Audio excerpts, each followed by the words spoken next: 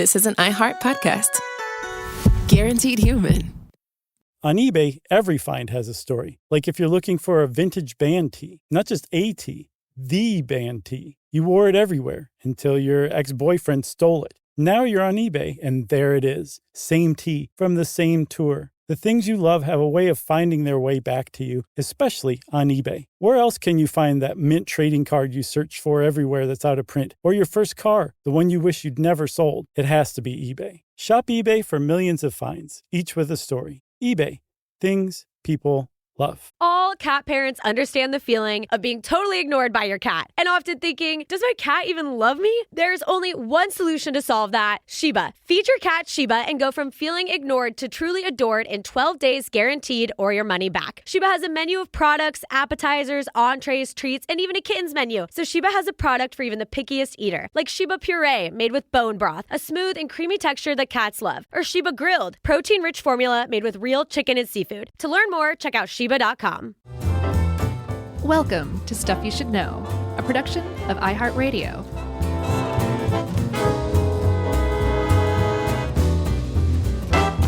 Hey, and welcome to the podcast. I'm Josh, and there's Chuck, and Jerry's here too. And this is a good old-fashioned, rootin' tootin', wholesome, down-home hour of fellowship with Stuff You Should Know. Wow. You sound like the coolest youth director in the building. You nailed it, Chuck. You totally nailed it. That's right. I'm also the only youth director in the building right now. That's right. I had to hang up my spurs. Yeah. You got run out on a rail, didn't you? They were like, if there's one thing that's certainly not cool, it's youth directors in their 50s. So you're out. Right. I'm still in my 40s, so it's kind of like David Bowie said, don't trust any youth director over 50. That's right. He also sung about Styrofoam. No, he didn't. No, I just thought I could get you. No. I could see it. I mean, like, it was, when Bowie was Bowie, it was, Styrofoam was still this amazing wonder product. But I gotta say, Chuck, I feel like in the last decade or so, maybe it started to get kind of a bad name.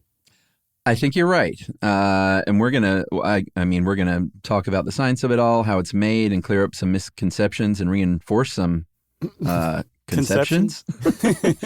But the first thing we should probably clear up, and big thanks to Olivia, by the way, she knocked another one out of the park, Yep. Is that Styrofoam is a brand name. And Livia is keen to point out that it's not just like, Band-Aid or Kleenex. Like, this one actually matters because the Styrofoam that you and I think of, and most people probably think of, is like, what to-go container or an old school coffee cup or to-go coffee cup might be. Yeah. That's actually not Styrofoam. That's technically something called EPS, expanded polystyrene, whereas the brand name Styrofoam is extruded polystyrene, and that's mainly just like used for insulation and, cut into big boards and stuff like that. Right. And you're like, well, what's the big deal? They're actually basically exactly the same products. They have slightly different properties, but it's all the same raw materials, very similar production processes. And the final product is, for all intents and purposes, the same.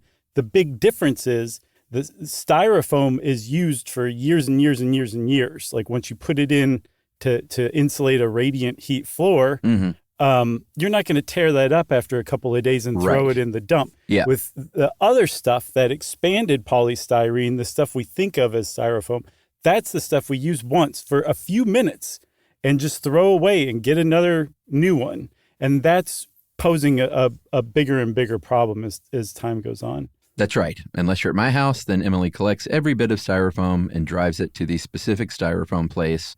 Charm? Yeah, which still may not be recycling it. Oh, no, really? Oh, I don't know. I mean, I think Charm does the right thing, but I don't know. I just think so much of that stuff is dubious once you drop it off. Like, who knows what even happens to it? Yeah. And I don't mean that in a conspiracy-minded way. I just mean that, as we'll see, recycling Styrofoam, there's just not a lot of reason to do it if you're Styrofoam people, because you can just make it, again, so cheaply. It's true. And for those of you, yeah, it is sad for sure. And for those of you outside of the Atlanta area, Charm is the one recycling center in the entire metro Atlanta area where you can take Styrofoam Stands for the Center for Hard to Recycle Materials. Yeah. I mean, God bless Emily for doing all that, because I certainly wouldn't. I know it's a haul. It's not really it's conveniently located. So. Neither is saving tons and tons of styrofoam to go to Charm once a month or whatever. But she does it, so she does the right thing. So let's talk about all this stuff, because I find it pretty fascinating. There's some science involved. There's some environmentalism involved. There's some corporate tomfoolery involved. I'm excited about this one. Well, I'm glad. Good. Well, I'm going to kick it off because styrofoam. Well, let's start. We're talking about polystyrene, and polystyrene is a form of styrene, and styrene occurs naturally in a lot of different plants. It's just kind of part of the ecosystem, but it was first distilled out in, I think, 1839 by a German pharmacist. I'm going with Eduard Simon in German. I don't know. Simone? That sounds French. Yeah, that doesn't sound very German. I mean, just call him Eddie Simon. Eddie Simon. In 1839, he was a pharmacist who got his hands on a sweet gum tree from America, which was probably very exotic in Germany at the time. And he got styrene out of there. And he figured out how to take styrene molecules, which are a monomer, and put a bunch of them together to make a polymer. And what he got was a rigid plastic solid. What we're talking about is a type of plastic. And he's like, I can't do anything with this, and just moved along. Yeah, and it stayed that way for close to 100 years, like 90 years or so. And finally in the 1930s, again, a lot of stuff comes about because they're trying to figure out some sort of military use for something. And that was the case here. As we were, between wars, the military was like, hey, how can we use this stuff? The literal brand name Styrofoam, which again is the XPS, the stuff that's, used in radiant flooring and like wall insulation and stuff like that.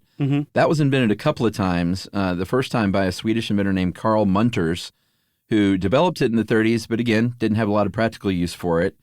And then Dow came along, the Dow Chemical Company during World War II, and they had an engineer named Ray McIntyre, who said, I'm looking to try and get a synthetic, or I guess he was charged with trying to develop a synthetic substitute for rubber.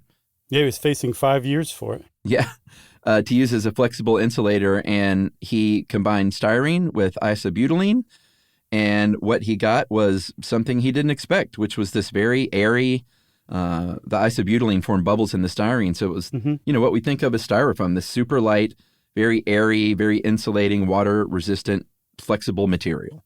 Yeah. So imagine taking taking a CD jewel case, because that's polystyrene, and chopping it up into little tiny pellets, and then you're messing around with it and adding isobutylene, and all of a sudden those pellets just turn into little foamy balls. The exact same thing that if you have a very lightweight beanbag chair, it's full of those. It's polystyrene foam. That's the basis of the whole thing, right? These little tiny pellets. And he must have just been as surprised as the day is long. Yeah. Well, Dow was certainly surprised and delighted. And they were like, hey, let's just start manufacturing this stuff. We got plenty of things we can do. And somebody said, wait a minute. There's this other guy named Carl Munters who already developed, and has patented this concept. And Dow said, great, let's just cut him a check. And now we can patent capital S Styrofoam. And they did so. And they started saying, hey, we can build like floating docks out of this stuff. And there's all sorts of marine uses, basically, because it floats really well. Yeah, because that extruded polystyrene, the actual styrofoam brand type, that is very water resistant. It's extremely lightweight. It's very buoyant. So it just automatically made sense to apply it to different like water-based situations, right? Yeah, for sure. As far as the stuff that we think of as styrofoam, around the same time in the 1930s, a German company called IP Farben, who I know we've talked about them before several times. They're the ones who created the gas that was used in the gas chambers. Ah, okay. They've come up a time or two. They don't have a great reputation these days. No, I know we've definitely talked about them a few times, but they were developing the EPS, the polystyrene foam, the stuff, again, that we think of as styrofoam. Like, the cups and the to-go containers and all that stuff. And both sides in World War II started saying, hey, this stuff is super light and super insulating, works good as a shock absorber. We can use it in various parts to make them lighter. So let's get going with it. Yeah. The thing is, I guess it's part of the extrusion process. It essentially is only made in board form, long, thinnish boards, right? Kind of like, it looks like drywall, but it's foam. If you've ever been to a do-it-yourself hardware store and they have like big rectangles of foam, that is styrofoam. It might not be Styrofoam brand, but it's that exact same thing, right? And there's not that many uses to it, but the stuff it does do, like block out heat, insulate is another word for it. It does really, really well, right? So the XPS it has like some limited applications. The EPS, the stuff we think of, like the styrofoam cups and all that stuff, that has like a limitless applications, because you can take that stuff as part of the production process and push it into a mold and mold it into any shape you want. And they definitely did that in the post-war era of prosperous, better living through chemistry. That styrofoam was a big star of that at first. Yeah, and you can probably name any sort of insulation application that it was used for. Everything from ice cream containers, like when you go to taste all the ice cream and then finally settle on one. Those big coolers, those are lined with thick styrofoam. They used them for Christmas ornaments because they were super light and won't weigh down a tree. Right. All kinds, again, of marine applications. Buoys, floating docks, in boats. Again, you can mold it however you want. But the styrofoam coolers that you pick up at the gas station because you just have a hankering for cold beer and you're on the road. You want to drink and drive. Smart. Just kidding. But those that you see in the convenience store, those started popping up in the 1950s. But we didn't see the cups until the 1960s, right? Yeah, apparently Chick-fil-A was one of the first restaurants to adopt styrofoam cups for to-go stuff, right? That was in 1960, I think. Yeah, right on the nose, from the Dart Manufacturing Company of Michigan? Yeah, so Dart Manufacturing got into this, and they got into it so heavy that they actually ended up changing their name to Dart Container Corporation. They're one of the leading companies or leading producers of what you would consider styrofoam containers. Yeah. So they were the ones that started producing this, started kind of getting it out there like, hey, you know how you don't like your customers sitting around taking an hour and a half to drink their Coke? Yeah. Buy one of our styrofoam cups. They'll just get right out of your hair and somebody else can come in and patronize your restaurant, right? So it caught on pretty quick. I think 7-Eleven was the first chain to actually start using styrofoam cups for coffee, which, as we'll see, was a bad idea right out of the gate. Yeah. And by the 70s, it was like anywhere you went and got coffee, it came in a white. And again, I'm sorry, I realize I keep using the word styrofoam. You couldn't do any different than I am right now if we were trying to talk about this. It's impossible. But that just became the standard for this whole thing. Like a styrofoam cup, that's what your coffee came in until Starbucks came along. Yeah, I mean, for decades, basically. And then Starbucks did lead the charge to sort of, get rid of that. And then, a bunch of people followed suit, thankfully. But, when fast food came along and takeout food got more popular, obviously that's going to grow the styrofoam business. I'm very glad Livia included this because I would have if she wouldn't have, and you probably would have too. But if you grew up a kid in the 80s, then you remember the McDonald's McDLT. Yep. If you don't remember, I think we've mentioned it before, but the idea was they're like, hey, no one wants all this hot, droopy lettuce and steamy tomatoes on their hamburgers. They want that stuff to be cold, and they want their burger to be hot, and they want to do it like you do at home, is you add that stuff right before you put it in your mouth for the right mixture, and that's what the McDLT was. It was not only an offending styrofoam container, but it was a double. Because you had one side that keeps the hot stuff hot and the cool side cool. That's right. And none other than Seinfeld's own Jason Alexander sang and danced in a TV commercial in the 80s extolling the virtues of the McDLT container itself. Yeah, wearing a skinny tie. I think he's wearing a blazer with the sleeves rolled up even, maybe? Probably pushed up. Like he stinks of 1985. Yeah.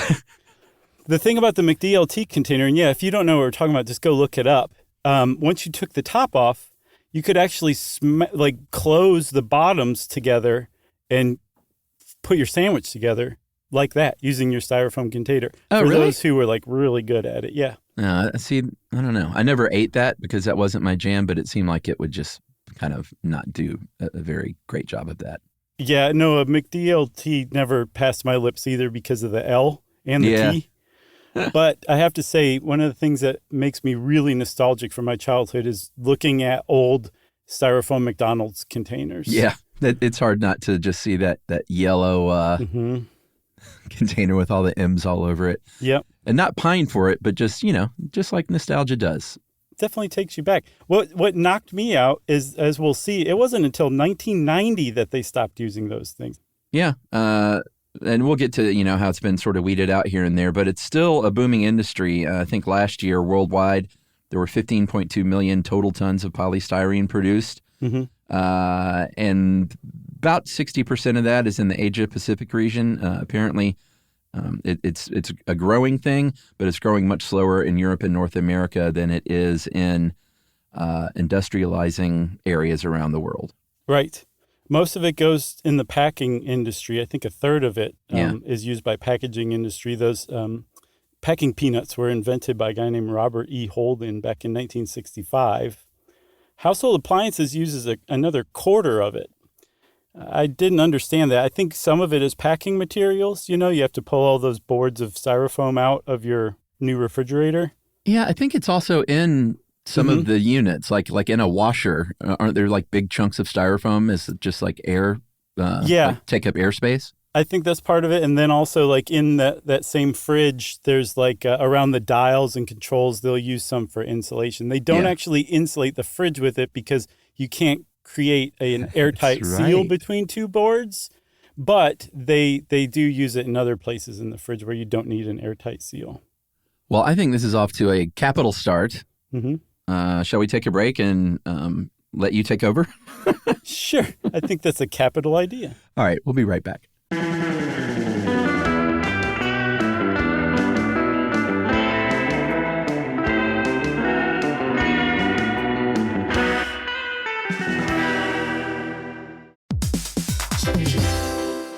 Hey, everybody. We're here to talk to you about Wayfair, who believes that spaces should be functional, they should be comfortable, they should be well-designed, and they can be well-designed by you with their help. Your updated space should feel more comfortable, inviting, and practical for everyday use. And we're talking about outdoor seating. We're talking about grills. We're talking about major appliances. If you need storage solutions, Wayfair can help you out. Patio lighting, rugs, decor. It is your one-stop shop for home. Yeah. I mean, it's getting nice out, so it's time to think about living outdoors for the next few months. And Wayfair knows that outdoor furniture, it's heavy, it's intimidating to assemble. So Wayfair has stepped in and said, we're going to handle the hard part so you don't have to. That's right. You can shop Wayfair Verified, your shortcut to the good stuff. And that means their team of product specialists are going to vet everything by hand using a 10-point inspection, testing things like, quality materials, functionality, and features, and even how long it takes to build that piece of furniture. And the overall experience save time, reduce hassle, and improved convenience. Patio season is here, and these deals won't last. So head to wayfair.com right now to get your outdoor space ready for way less. That's WAYFAIR.com.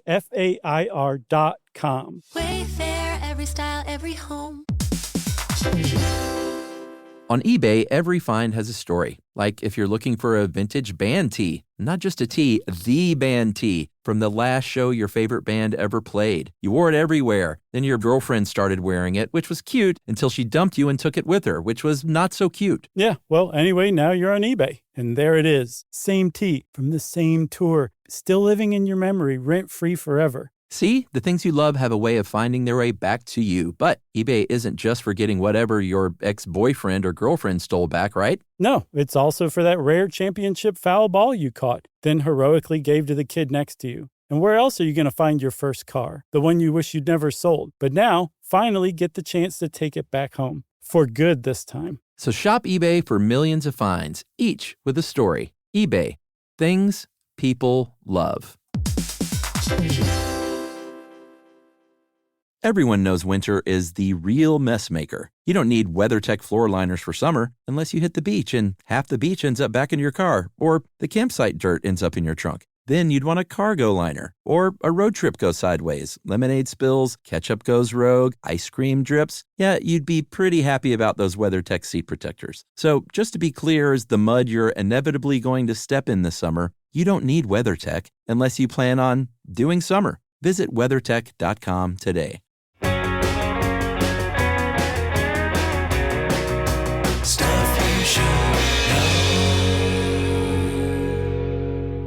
Okay, Chuck, so we're back, and you said that I would be taking over, and since I'm taking over, I'm in charge, and I'm delegating it to you. I can start this part, but you know when to come in because it's part of, it's chemistry, and that's famously the only class I ever failed. I'm just fascinated by it, so yeah, this works out just perfectly. That's great. If we're talking about styrene today, another name for it is vinyl benzene because it is a vinyl, as we'll see. Mm-hmm. It does not come from a plant like Eddie Simon used back in Germany in the 1830s.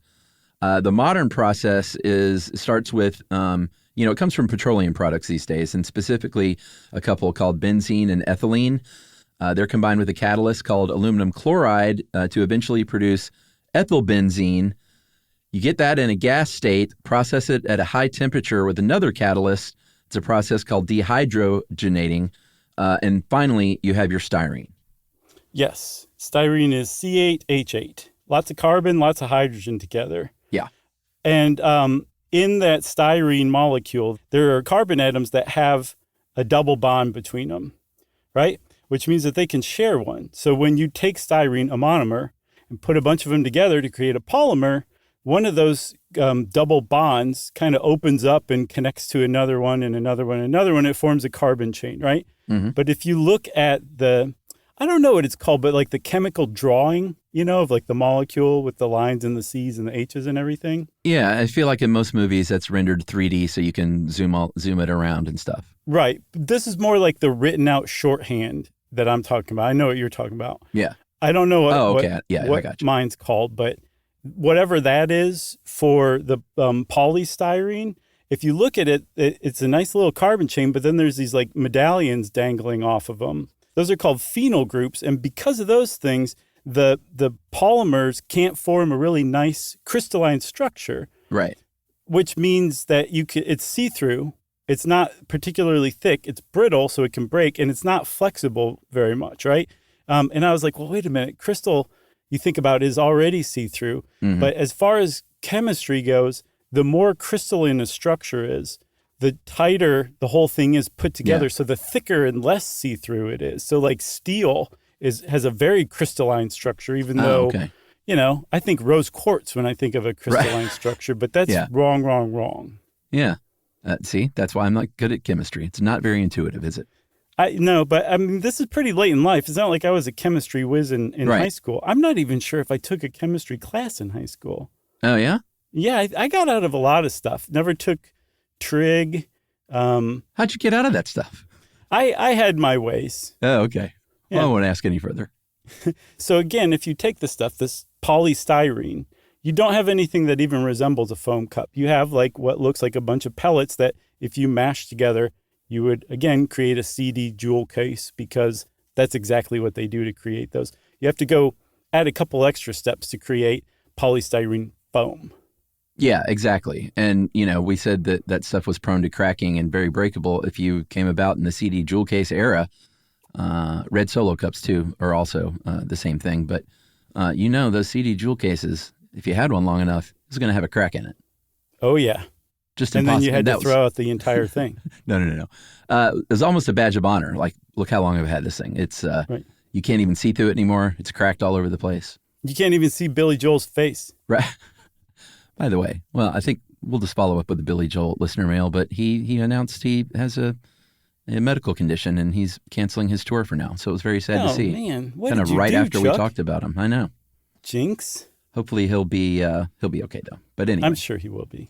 So these XPS boards that we keep talking about, the capital S styrofoam that's used in insulation and stuff like that, how they make that is they melt those little beads that you were talking about, those little granules, add chemicals, one of which is a blowing agent, and then they force that thing through a die, as in a DIE, as in like die cast metal kind of thing. Right. And then they're constantly pushing that stuff through and it's melting it and pressing it together. And the final product, those boards of polystyrene, are really smooth. They're really thick. They're not very, they just look really uniform. And the reason why is because all of those cells, all of those polystyrene foam pellets that you use in a beanbag chair, they get pressed together so tightly with so much pressure and heat that there's no space between them, basically. Yeah. Okay? With expanded polystyrene, the stuff that you make cups and containers out of, it's slightly different.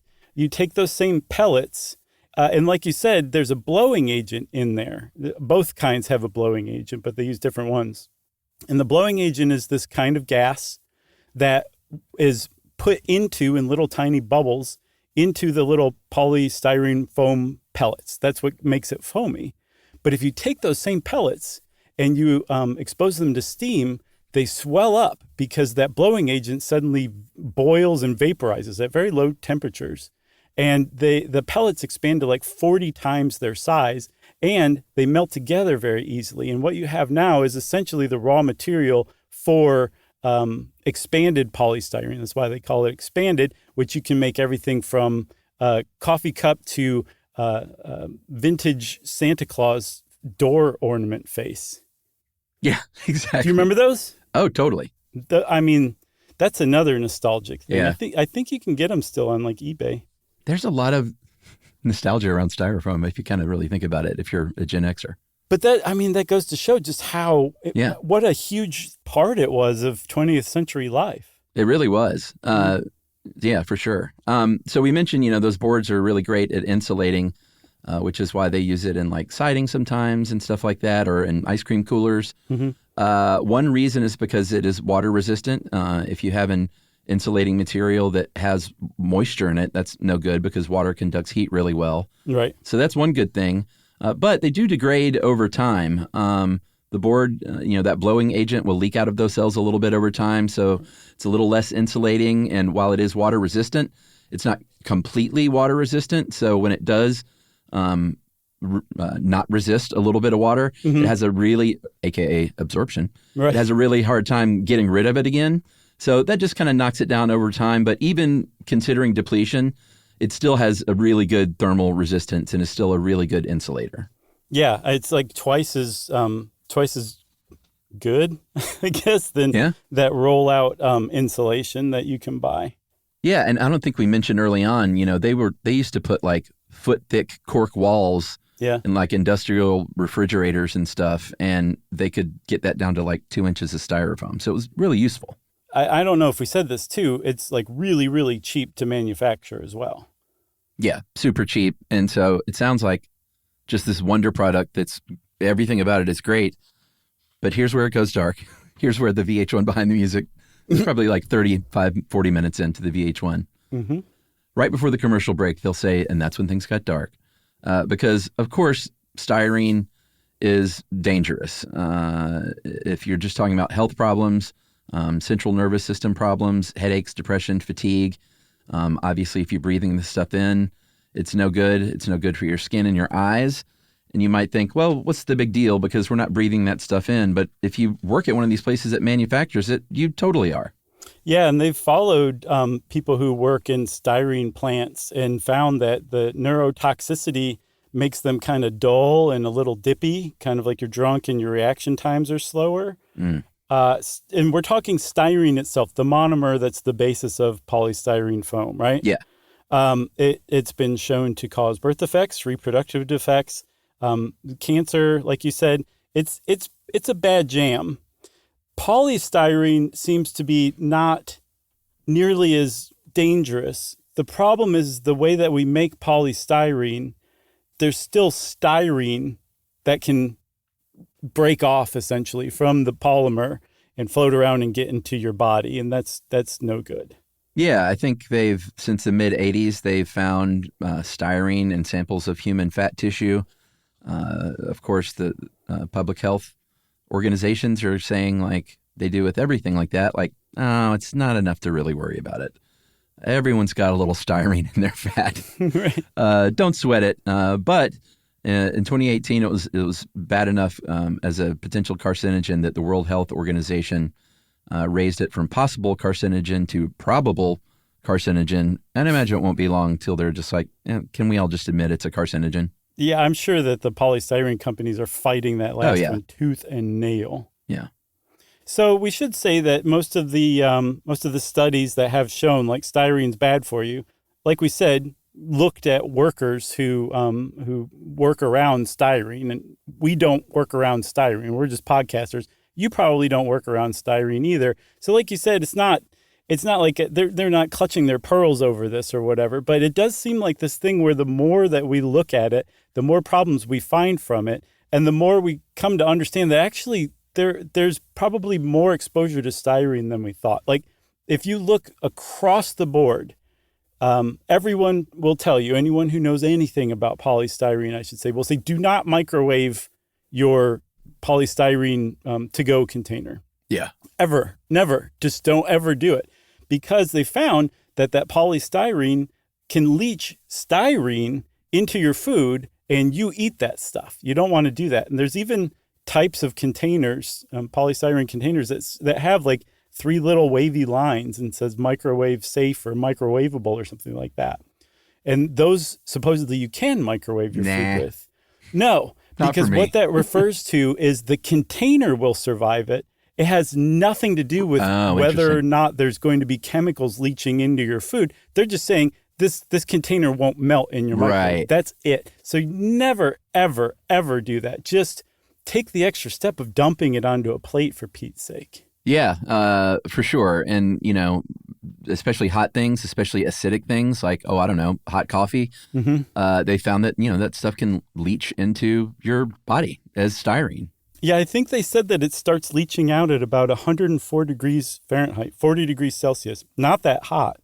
Yeah, and it's used specifically to keep liquids and foods hot, I guess, or cold, but hot is the problem. Yeah. Yeah, I think it still can leach out when it's even cool or room temperature, but heat is where it really starts to jack up. Yeah. So, hey, if you get a salad and it's in one of those stupid things, put that in a nice ceramic bowl as well. Right. Put it in a Solo cup. No. There's a bunch of other impacts that it has, specifically environmentally. Should we break? Are we going to break? Okay. I feel like that's a third act sort of thing. Oh, okay. Well, man, I'm glad you caught me because I was about to take off. All right. You're grounded. We'll be right back.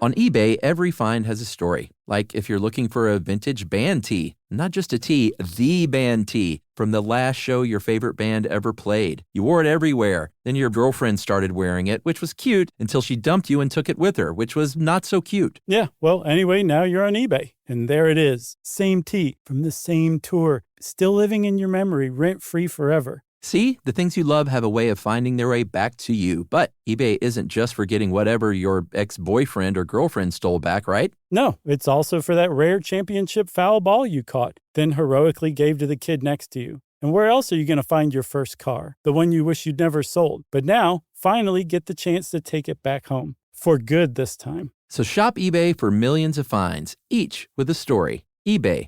Things people love.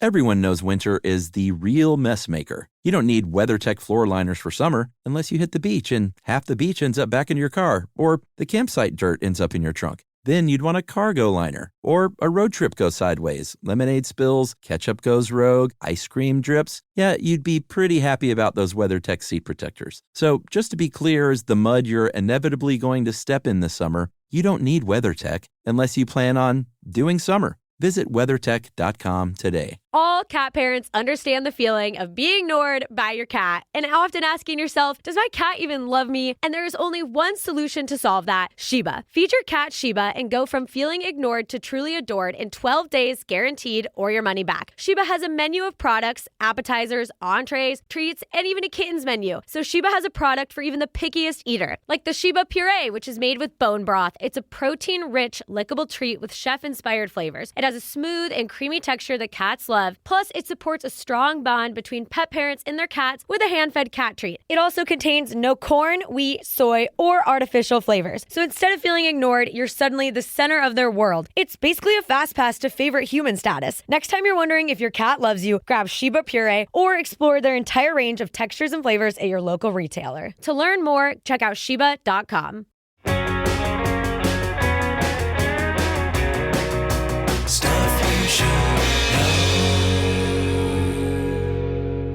All right, since I rudely cut Josh off when he was trying to talk about, or Joff.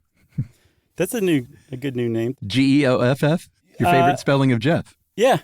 But you have to say it like Joff. If you're going to go to the trouble of spelling Jeff like Joff, you should say Joff.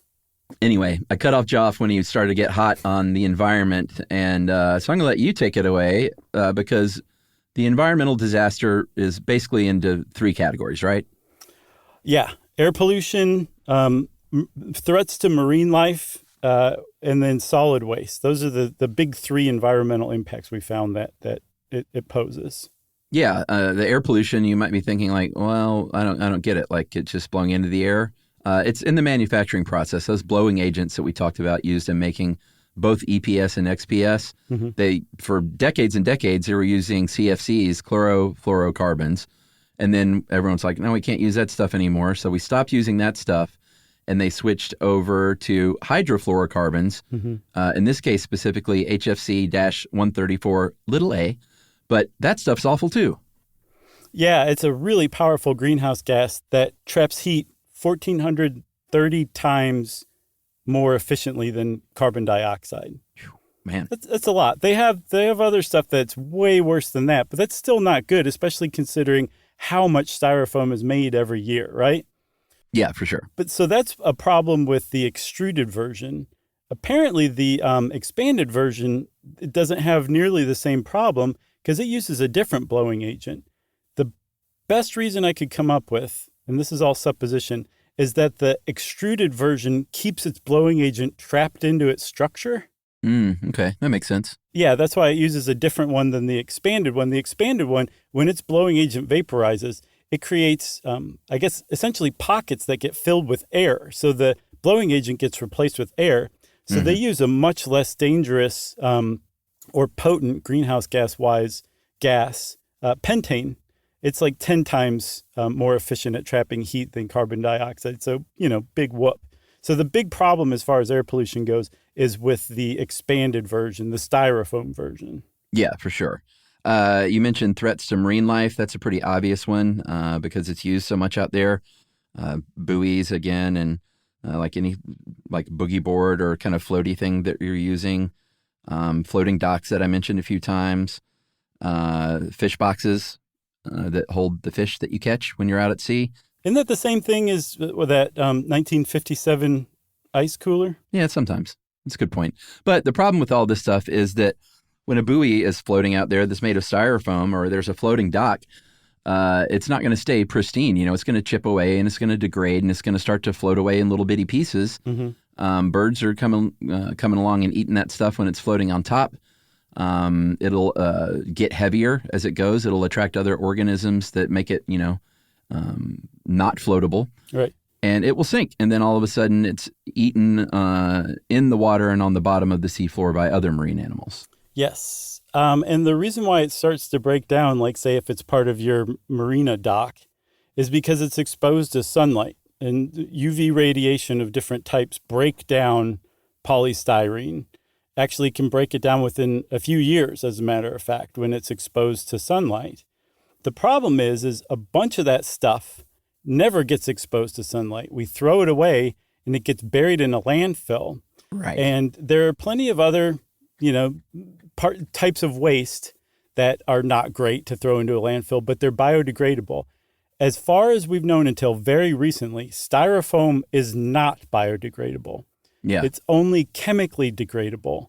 And it takes centuries for it to chemically degrade within a landfill. And because they're so big and bulky, even though they're very light, they're still usually in large shapes, or they can be. They take up a lot of space in those landfills. So they take up a lot of space, and they don't break down to free up space for, again, centuries, which someone pointed out, I believe, that essentially every piece of styrofoam that was ever made is still around in some shape or form on Earth. Yeah. And that's not the kind of like staying power that should inspire you. Right. Well, something that stuck out to me, Chuck, when you said earlier about how they're derived from petrochemicals. Uh-huh. The fact that styrene is found in petroleum is compressed ancient plant matter, right? Yeah. So that styrene that was originally in plants is still around millions and millions of years later in the petroleum that we're extracting from the ground. That just goes to show you the kind of staying power that thing has. Yeah. Wow. That's incredible. Yeah. Because of all these problems, of course, there's been many movements over the years to get rid of it. It depends on the state you live in, probably, or maybe even the community that you live in. What kinds of bans have been put into place? I think Berkeley, California, no surprise, and Suffolk County, New York, again, no surprise, were the first communities in the 1980s to put a ban in place for this stuff. Yeah. 14 different states have enacted bans on styrofoam. They don't always hold up because, of course, you've got these companies that are going to fight them tooth and nail, like you said, fight them in court. Right. You've also got city governments that aren't necessarily going to enforce stuff too, right? Yeah, they tend to be very shy about getting sued, especially when their budgets are kind of tight, right? Yeah. So if you're a big bad plastic company, apparently Dark Container is one of the more aggressive players in lobbying for styrofoam to stick around. All you have to do is show up and be like, we would hate to sue you guys into bankruptcy. This seems like a really nice town. And that city's going to be like, I don't even remember the styrofoam ban you're talking about. Yeah. Or we'd hate to close down these warehouses that employ people in your state. Right. Which is what they did in Maryland. Maryland banned the foam, and the Dark Container Company shut down 2 warehouses there, employed close to 100 workers. And that is how they play that game. Yeah, they did it in California, too, in 2024. They put 175 of their workers out of work. And they always say, well, it's because of this ban. From what I understand, these bans don't affect like warehousing or transportation of this stuff within the state or outside of the state. It just seems like it's a vindictive move. And probably helps their bottom line, I would imagine, in some way. I guess. I don't know. But from what I understand, the aggressive lobbying that they engage in, it I don't know. It seems like, they really want styrofoam to stick around, and they're fighting a tougher and tougher battle each year now. Yeah, I think what I meant was I bet they're not financially hurting their company by shuttering these warehouses. No, I'm sure not. I'm sure not. I'm sure even if they do, it's negligible, to punish a state into submission. There's also pressure campaigns. McDonald's was one of the early ones in the 1980s, and I guess if they quit it in the 90s, it was kind of fully in the 80s when people, like human beings, would protest or just sort of raise a ruckus over this stuff. And they got together, and there were a few tries at like, hey, you shouldn't worry about it too much because we do it this way. We only use this much. They really wanted to hang on to them, but finally, like you mentioned, in 1990, they said, all right, we'll use paper. And, you should be housing that cheeseburger the second it gets into your car anyway, right? Yeah, pretty much. Just tell them to put it in your hands without even a paper wrapper. Yeah. I guess if you got to get it and you can't eat it in your car, you have to carry it somewhere. It's not going to be as hot, but I don't know. Housing fast food in the car is a rich tradition that needs to be upheld. For sure. Ever since there were cars and ever since there were fast food. Yeah. How else are you going to find, 3-year-old French fries under your car seat when you vacuum it? They look exactly the same as they did the day they got down there. They don't taste quite the same, but they do look like it, don't they? Yeah. So a lot of people say, okay, well, we got all this polystyrene and it does provide a lot of benefits, even though it seems like the health and environmental benefits are kind of racking up against it. Maybe there's something we can do to recycle it instead. And kind of at the outset, you were pointing out just how hard it is to recycle this stuff. And one reason why it's so hard is because these are big, oftentimes bulky items, especially when you put a bunch of stuff. You can attest if Emily's collecting this stuff. It's a nightmare. Yeah, it takes up a lot of space, even though it's all light. You could lift all of it with one hand. but it takes up a lot of space, right? So if you have a truck that is spending a bunch of money on gas to haul recyclables to a recycling center, and then they get paid for that load in return, that styrofoam, I mean, they get paid by the pound. So that styrofoam takes up a whole truck, but it does not add up to a lot of money. So no one wants to haul this stuff. That's one problem. And that problem also belies a pro-styrofoam argument that you'll frequently run into. And that is that it has a small carbon footprint because it's so light. It takes so little gas and fuel of all kinds to transport it by ocean, rail, truck. The problem is you still have that bulky thing. So you actually are probably hiring more transportation to move styrofoam stuff because, it's light, but it takes up a lot of space in the truck. So I think that's kind of an disingenuous argument in favor of styrofoam. I think you're probably right. Another problem with recycling it is a lot of the foams will have pigments in them. They might be colored, or they may have flame retardants that make it not as or completely unrecyclable, along with food contamination. And then, like I mentioned at the beginning, just the cost of this. It's pretty cheap to make, so there's not a lot of incentives for company to try and recycle it. There's a little more promise in upcycling it by breaking it down into its various chemical constituents, some of which have some pretty high value. But as far as recycling, it just doesn't make a lot of cost-effective sense for a company or a recycling firm. Right. I was reading a JSTOR Daily article on this, and they profiled a company in Oregon called Agilix, and they upcycle styrofoam into petroleum again. They turn it back into crude oil, which can in turn be used for like jet fuel and other like really high quality fuels. But that they're definitely not. They're in the minority as far as recycling companies go. Yeah, for sure. Another thing, if you're into helping the environment and recycling and stuff like that, don't be fooled just because you see the little chasing arrows recycling symbol, because that is on so many things. You have to look at the number and then know what that number means. And you can look all that stuff up, but the ones and twos are generally, although not entirely consistently recycled, they have the best chance at being recycled. But something with the number 6 on it, it's probably not being recycled. No, that's polystyrene's number. And for all the reasons we just said, it, like you said, it's probably not being recycled. And apparently some environmentalists say that whole chasing arrows application for the plastics was basically made up by plastic companies to make you feel like, right, oh, okay, this thing can be recycled. I don't have to feel bad about using it for 2 minutes and then throwing it away. Yeah.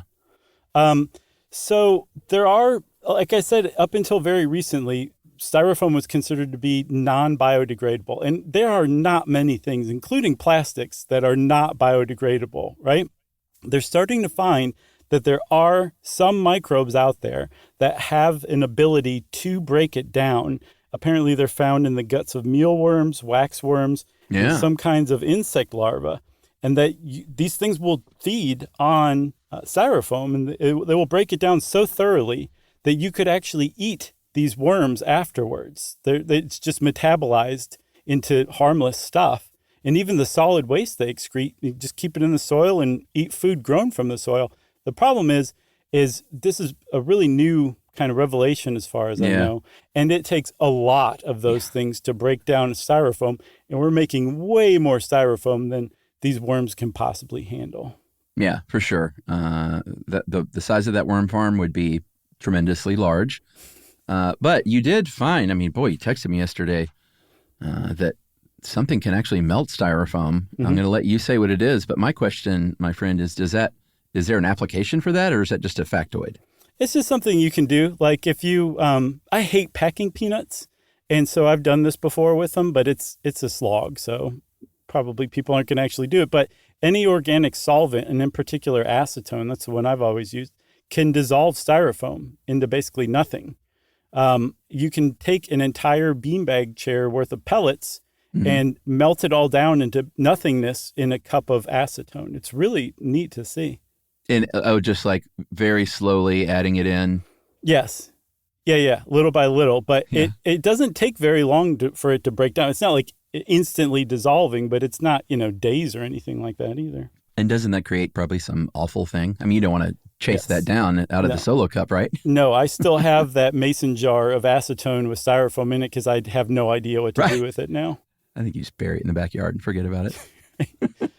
I'll just drop it off at a number 6 recycling center. Oh, great.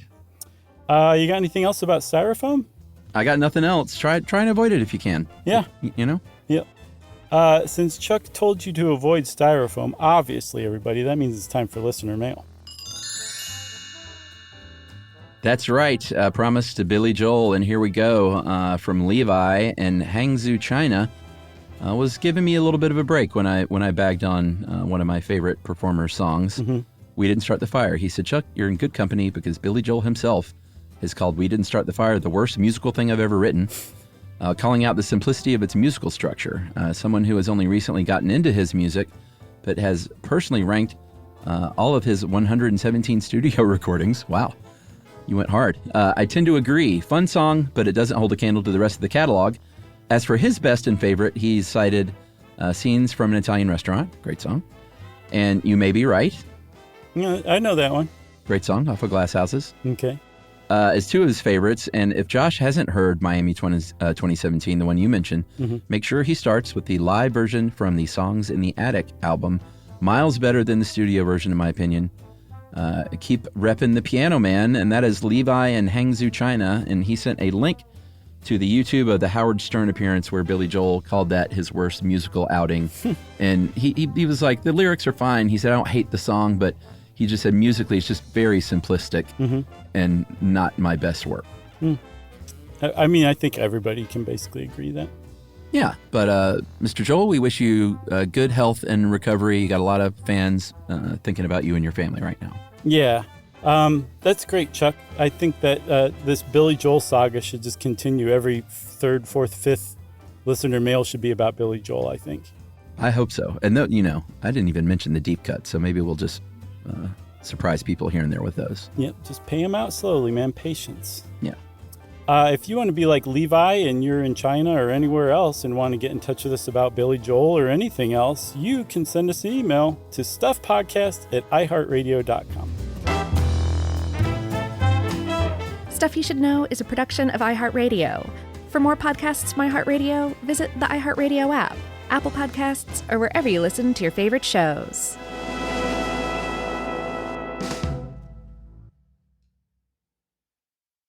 Hey everybody, there's a lot of noise in the business world today. Leaders like you need clear insights from professionals you can trust. Navigating Beyond the Expected is a new podcast from Truist Securities featuring conversations with investment banking experts at the center of financing deals in manufacturing, healthcare, entertainment, and more. It's practical advice for leaders who need to know what's coming next. Subscribe at truist.com/beyondpodcast. Copyright Truist Securities Incorporated. Member FINRA and SIPC.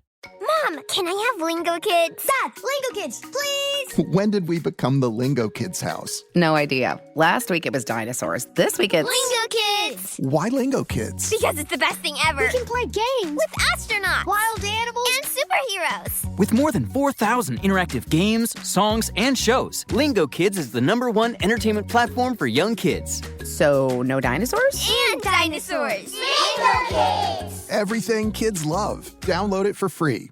You could be adored by everyone and still completely ignored by your cat. Trust me, I know. But if you feed your cat Sheba, you can go from being ignored to truly adored in 12 days guaranteed or your money back. Sheba has a full menu of products, appetizers, entrees, treats, even a kitten's menu. It's so cute. So Sheba has a product for even the pickiest eater. Like Sheba Puree, it's made with bone broth, they are chef-inspired flavors, it's got a smooth and creamy texture that cats love, and contains no corn, wheat, soy, or artificial flavors. It's food that your cat's gonna love. To learn more, check out Sheba.com. That's SHEBA.com. This is an iHeart podcast. Guaranteed human.